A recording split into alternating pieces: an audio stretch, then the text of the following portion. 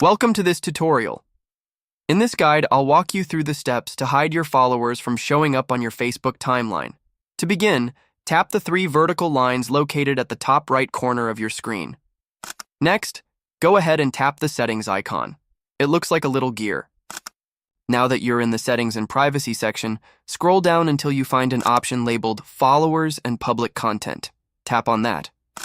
Here, at the very top, you'll notice the setting that says who can see your followers on your timeline. Tap it, and you'll be given a few options. Public.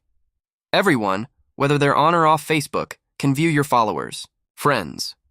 Only your Facebook friends will be able to see them. And the third option, Only Me. This will completely hide your followers from everyone.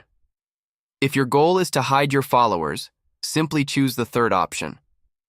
Once selected, tap the Save button at the bottom of the screen. And that's it. Your followers will now be hidden on your timeline. Thanks for watching. If you found this video helpful, please make sure to like, comment, and share. And don't forget to subscribe to our channel. Have a great day.